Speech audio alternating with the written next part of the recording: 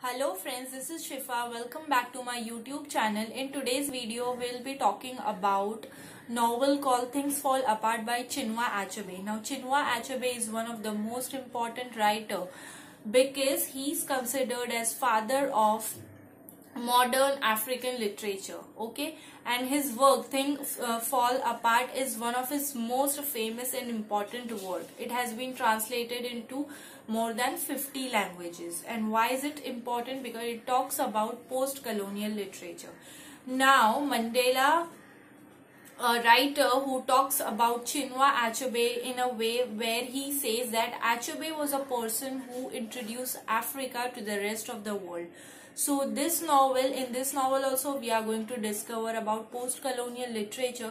Now what interesting about this novel is, why is it so famous? Because it gives you a very different perspective of what we study in post-colonial literature. Like we do have that kind of problematic areas of what we normally study in post-colonial literature, but there are more to it, okay, and what those things are, we are going to have a look at it in coming time. Before I start with the details and plot of the novel, I am going to give you basic things. And what is that? It is written, this novel is written in 1957. It was published in 1958. It has a third person omniscient narration, okay, so it was written from that perspective and it has tragic end. So these are some of the important things you should know before starting with the plot of the novel. Now I am going to give you some basic description of the characters which are important for the progression of the plot. The first very important character and the protagonist of the novel is Okoko. Now who is Okoko? He is shown as a someone who is a very muscular man because he is a wrestler, and apart from it he wants to be seem a very manly kind of a man. So what he does is he shows this through his aggression. He is very angry kind of a person and he always wants to be seen manly, okay, so he wants to show off his manly trait. The second important character is his eldest son Nyoy, okay, so Nyoy is again very important character, and then there is third character who is Nyoy's friend Ekmefona. Ekmefona is also very important character for the progression of the novel.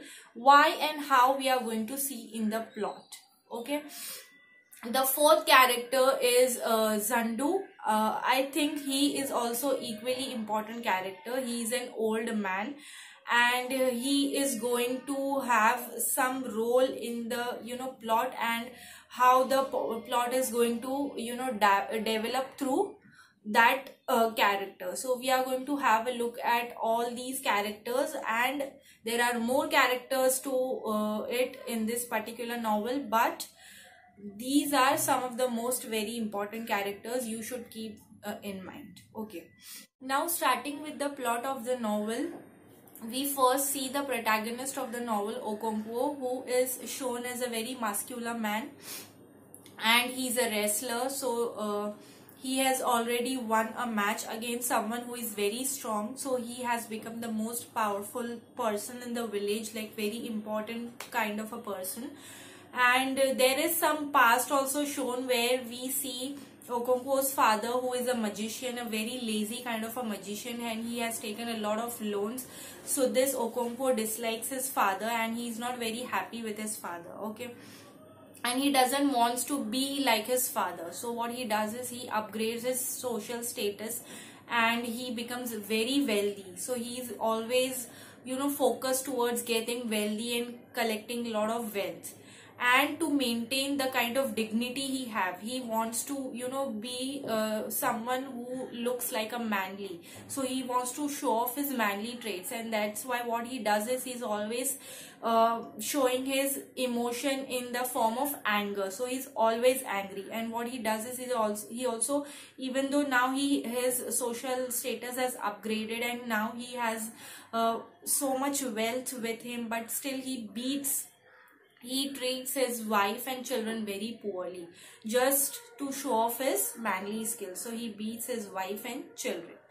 Now after some days, what happens is, so this Okoko is living in some village, and what happens is this village have a rivalry with their neighbor village. So they have something, there is some clashes with the other village, and what happens is the one child from that particular village, like from the neighbor village, comes and stays with Okoko. Okay, so there is this deal that this child is going to come and stay with Okoko. That child is from another tribal. Okay, and his name is Ekmefena. So Ekmefena is going to come and stay with Okoko for 3 years. Now what happens is Ekmefena starts living with Okoko. He gets attached to Okoko. He gets attached to his eldest son, Nyoy, and they become very close friends. They become like brothers. Okay. Now after some days, after some years, in fact after 3 years, what happens is this villagers of Okonko's villagers, what they say is that this particular child doesn't belongs to our tribe. Okay, so we have to kill him. And there is this person, Zendu, who is a very old man, which I talked about, some time ago, which I talked to you about. That Zendu say to Okoko that you don't kill this child. Why? Because you have stayed with him for 3 years. So you are going to have some kind of attachment with him. So you won't bear his death. Okay. So we are going to kill him, but don't let him know that we are going to kill him. Okay. But what this Okoko does is he doesn't want to be seen less manly, and that's why he decides to, no, I am only going to kill him. And what he does is he kills him. Okay. Now, while he is killing him, this child, Ekmefena, is very hopeful, because he is obviously, when he came, he was of 15 years, and now he is of 18 years. So he is like very much mature from his previous age, and he is considering Okoko as someone who is a father figure. He is very much attached to Okoko. And he was very hopeful to Okoko. But now, since Okoko has killed, so you can understand the kind of guilt Okoko should feel. And that's the same thing happened after Ekmefena's death. Okay, when Okoko killed him just to prove that how manly he is. At that time, he was like very numb. And after some time, depression start creeping in. Okay. Okoko started feeling this very guilt, and he started kind of feeling depressed. He was very much, guilt driven, and he was not showing that from outside, but he was from inside. He was really, really depressed. And at the same time, this eldest son of Okoko, Nyoy, that person was also angry with his father. Now what happens further in the plot is this old person, Zendu, this also dies a natural death, and a lot of people has been arrived for his funeral. Okoko is also there, but he is very depressed. Okay, and in depression, like by mistake, what he does is he shoots Zendu's eldest son, and he dies at that particular time only, like on the spot. Okay. Now what happens is villagers gets angry on him, and they banishes him and his family to another village for 7 years. So he and his families move out of that particular village, and they go and stay with in a village where Okonko's mother lives. Okay. Now Okonko is shifted to another village, and there he is having a life. After some day, he starts to realize that white people are arriving in that particular village, in his mother's village, and they are sort of spreading Christianity all around. Okay, which Okonko is not liking. So he is resisting this kind of a change. He doesn't want to accept Christianity as such. Okay. At the same time, Okonko's eldest son, Nyoy, he is very much fascinated, and he already dislikes his father. He doesn't like Okonko. So what he does is he leaves his father and he joins that particular tribe, and he converts himself into Christianity. He accepts that change. what happens is Okoko, after living there for 7 years, he returns to his own village. And he is very much curious of, returning to his own village. He is like, no, I don't want to live over here, because yahan pe there is all over, Christianity is spread all over, and white people are coming and dominating over here, so let's move to our own village only. But when he goes there, he sees that in that particular village, in his own village also, white people has arrived, and they has already started making changes. Okay, now these people main purpose was to spread religion, Christianity, but apart from it, you can see a lot of changes came when they entered that territory. Okay, so because Okoko was not there for 7 years, he is actually seeing the kind of change which has happened throughout the 7 years. And what happens is when he comes into the village, so when Okoko was not there, there was this person who was known as Mr. White. Now Mr. White was a person who was like chief of everything. Whatever is going to happen in that particular village, he's going to take care of everything. So that person was very humble, and he was very understanding kind of a person. So what he does is he built a lot of hospitals.